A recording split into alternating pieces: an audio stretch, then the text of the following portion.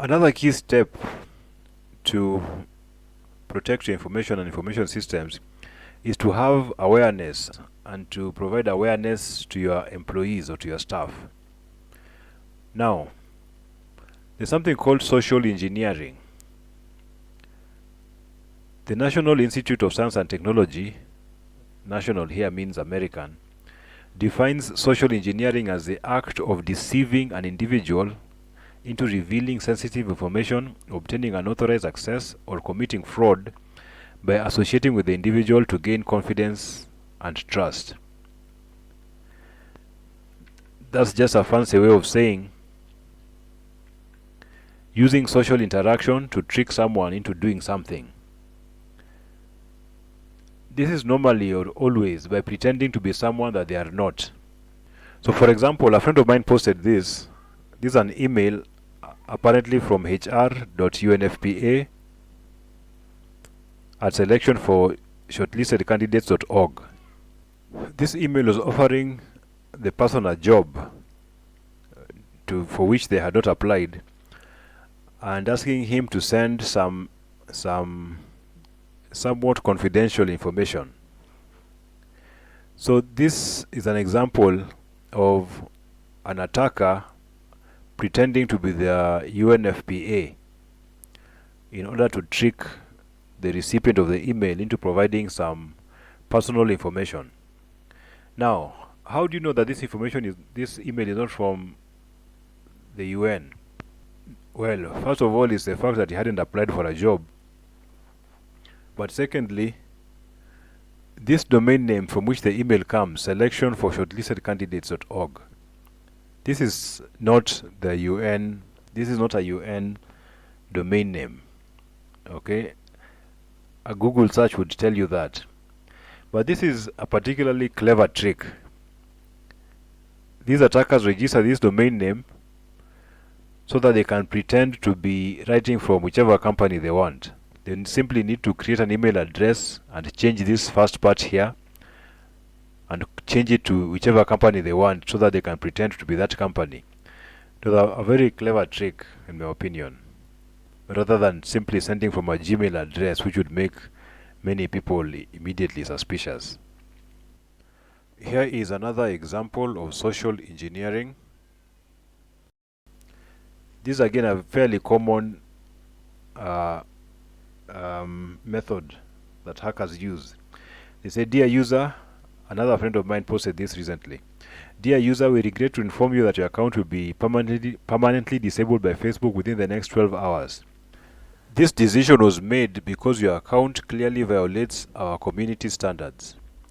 If you believe that your account was incorrectly reported and would like to have it reinstated, please verify your account information using the following link." Then a link there is given, https pages.tempisite.com and so on.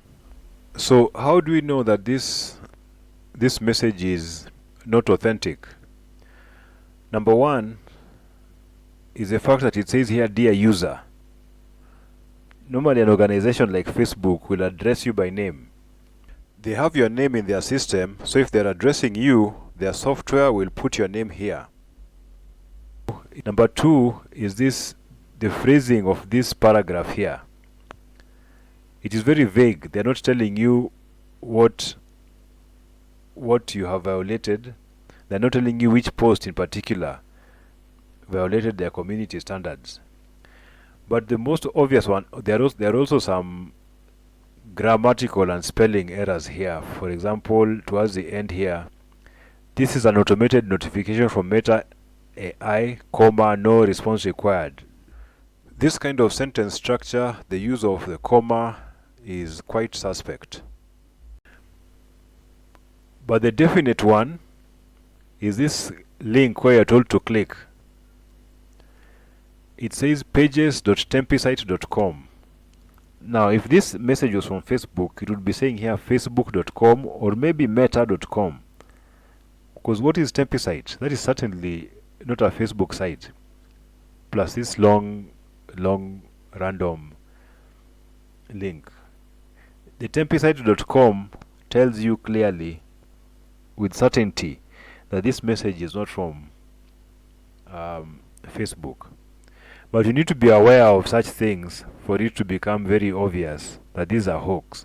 So awareness is a key defense against cyber attacks. Now, if you are to click that link, then either there will be an attempt to install something on your computer, or you'd be asked to log in into something and provide some information, to fill out some information, probably your Facebook login information or other information that these attackers want. So this attempt to gain information from someone through such tricks is also known as phishing. It's a digital form of social engineering that uses authentic looking but bogus emails to request information from users or direct them to a fake site, a fake website that requests information. So that is known as phishing. You might come across this term from time to time. The PH spelling here in phishing came from the word phone, which came from another word which used to refer to hacking telephone systems. So an example here of social engineering, this is what is known as business email compromise. Well, one of the forms of business email compromise. This is from last month, November 2024. According to a complaint which was filed yesterday in US District Court in July 2024, these people began investigating a business email compromise scam that victimized a Connecticut business. The investigation revealed that the business had received an email from a spoofed email address, which was very similar to a general contractor's legitimate email address, with instructions for a payment that was to be made to the general contractor. In May and June, the business sent approximately $5.4 million to the bank account as instructed. So this is similar to the rent scam, which I showed earlier, where people are tricked via text message to send rent to a particular account. So this is similar, except that if, for example,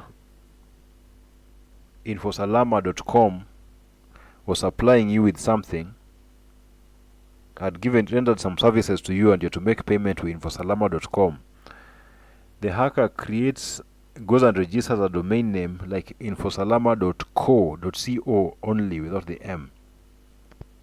And then they send an email to you saying, please send that payment to this account instead.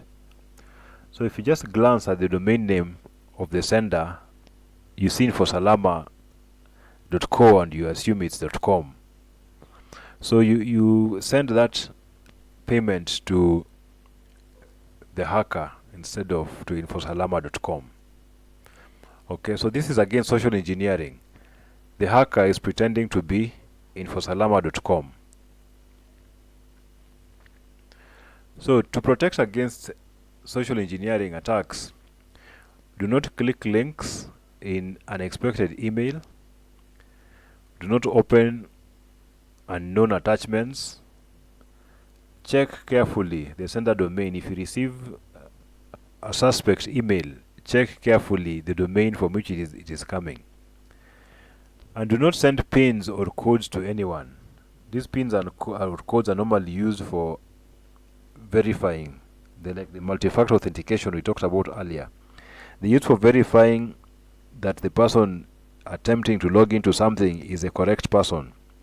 So if you send it to someone when it's supposed to be sent to you, then of course that other person will pretend to be you. Then confirm request before acting. If you get an email allegedly from a supplier telling you pay this place instead, check with someone else.